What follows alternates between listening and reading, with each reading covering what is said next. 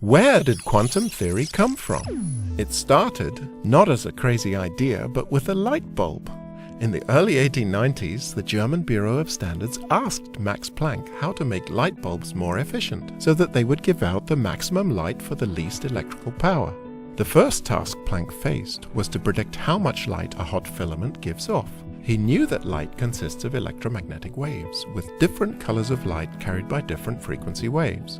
The problem was to ensure that as much light as possible was given off by visible waves rather than ultraviolet or infrared.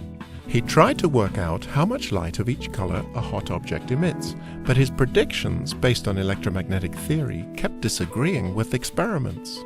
Instead, in what he later called an act of despair, he threw the existing theory out the window and worked backwards from experimental measurements. The data pointed him to a new rule of physics. Light waves carry energy only in packets, with high-frequency light consisting of large packets of energy and low-frequency light consisting of small packets of energy. The idea that light comes in packets, or quanta, may sound crazy, and it was at the time, but Einstein soon related it to a much more familiar problem: sharing. If you want to make a kid happy, give them a cookie. But if there are two kids and you only have one cookie, you'll only be able to cheer them up half as much. And if there are 4 or 8 or 1,600,000, you're not going to make them very happy at all if they have to share one cookie between them.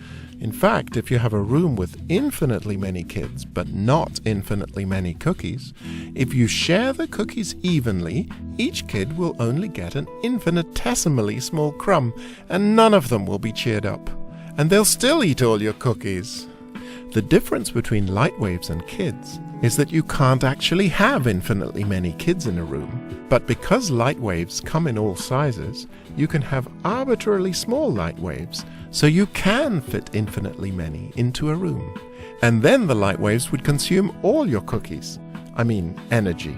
In fact, all these infinitesimal waves together would have an infinite capacity to absorb energy, and they'd suck all the heat out of anything you put in the room, instantly freezing the tea in your cup, or the sun, or even a supernova.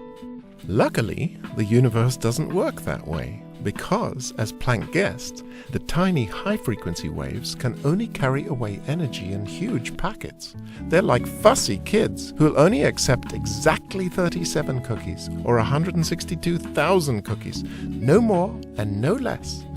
Because they're so picky, the high-frequency waves lose out, and most of the energy is carried away in lower-frequency packets that are willing to take an equal share. This common average energy that the packets carry is in fact what we mean by temperature.